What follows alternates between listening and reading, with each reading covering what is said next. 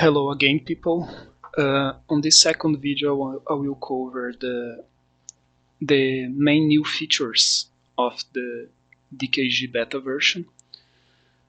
So the first feature I would like to cover is the current champions toggle, which you can see here.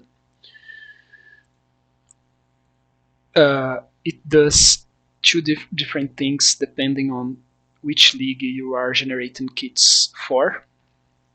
So for leagues which has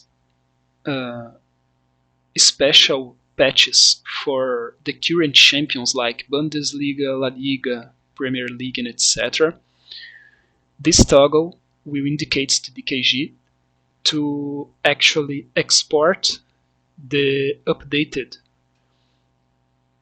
champions patch to be used for the current champion of your game version. So, for example, if you are generating kits for FIFA 22, which had Bayer as the champion of Bundesliga, you can toggle this option here, generate your kit, export it, and if you go to the kit, to the generated files, content, character, badge, you see this folder here. This folder here contains the champions patch to be used by the current champions of your game. DKG doesn't actually change the current champions, it only exports the logo, the champions logo, to be used by the current champions which is preset in your game. This way we will be using the updated champion logo in the kickoff and etc. For the remaining years of your career mode, the current champions alteration is handled by the game itself automatically. Also, this toggle here, in this case, doesn't actually change it in the showcase because there were some complications, but in the game you'll be alright. Like I said, the game changes automatically, and these toggles will change it for the first year champions of your game version. The second behavior this toggle does, it's for leagues like Serie A from Italy. If you generate some kits here, let's just adjust the screen here. This thing that is not very good, but here. With this toggle marked, you see that some kits will eventually be showing this badge here, which indicates that this club is the current champions of the league. So it does that. Another league which has a special patch for the current champions is the Super League from Turkey. So if you wish to mark your club with this current champions patch used in some leagues, you must mark this option here. The second option is the generic version one, to be used by clubs which are generic in your game version. So teams like Roma and Juventus, which are generic in the last FIFAs, you should mark this option before export files. If you don't do that, the tool will generate the files with the licensed version of the club, which will then result in failure when you import stuff into the game. So be sure to check it out if your game version has the selected club as a generic one or a licensed one. So this option is pretty important for an efficient use of the tool.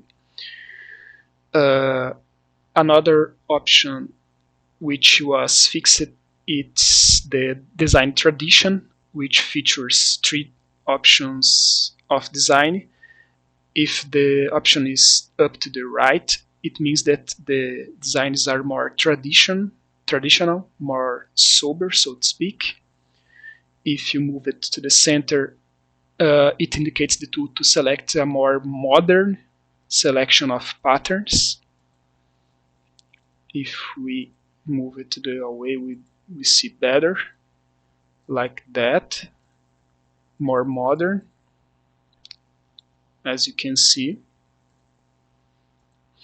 And if you would like a pretty exotic sort of patterns, you can move it up to the left here, and then you see more aggressive, more unique, more exotic set of patterns like this one. So this option is finally fixed. In the previous versions, it wasn't precise at all because I didn't have enough patterns to make these options precise, but this changed in the beta, so be sure to change it the way you like it. Another new option is the game option version. This options indicates the app, which DB tables it must generate it, which is another new feature of this version. So DKG now export these 2 files here, which needs to be imported to your game if you wish to have updated, if you wish to have the corrected font types, font colors, short geometry, color geometry, and other stuff. Don't worry, I will make another video to cover the importation process, but be sure to always check it out if you are generated and exporting kit files for the game that you want to use the files for, because if you don't do so, the generated tables will fail, and they are different from game to game, so you will not be able to import it to your game. So always take a look on that option. Let's keep going let's go to another league to show. We can show Monaco. No, Monaco doesn't have sleeve sponsor. We can show Olympique Marseille. Here. There are these 2 options here, which indicates the tool if you wish to have sleeve sponsors exported within the texture or in separated files like the game standard. This option is important, especially if the club doesn't feature a sleeve sponsor in game files. One case that comes to mind is Napoli. In FIFA 22, Napoli doesn't feature files for sleeve sponsors. That means that if you generated your kit and exported, if you generate your kits and exported with this option marked, it will generate files expecting a standard behavior, a standard slot for the sleeve sponsors. And you will see here.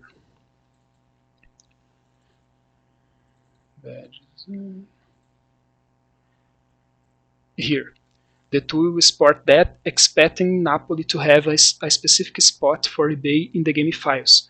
But that slot doesn't exist in game files. That means that if you do that this way, eBay will not appear in the game, because the game doesn't have a sleeve sponsor spot for Napoli. On that case, you should unmark this and export the file. This will make the sleeve sponsor empty, which doesn't change anything in that particular case, because like I said, the slot isn't there anyway.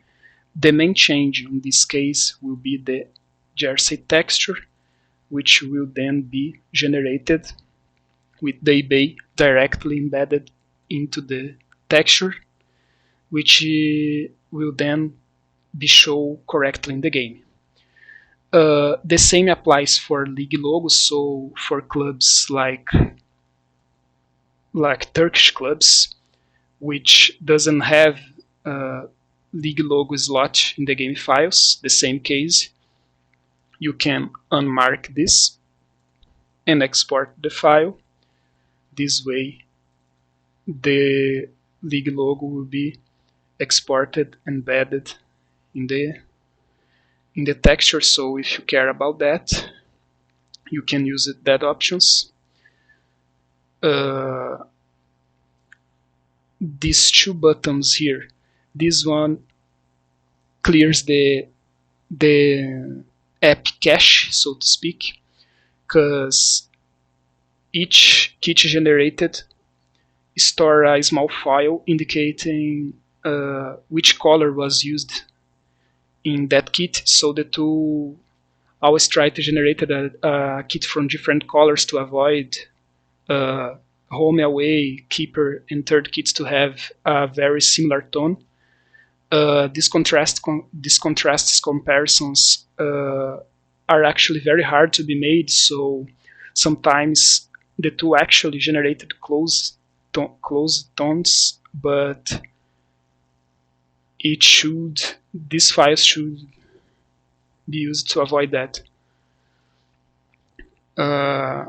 Finally, there are this quick guide button where you can have a brief description of each option.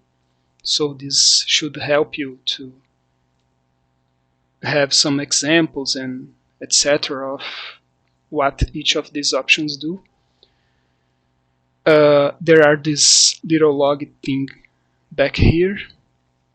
So this way you can check it out if the tool perform what you expect it to do.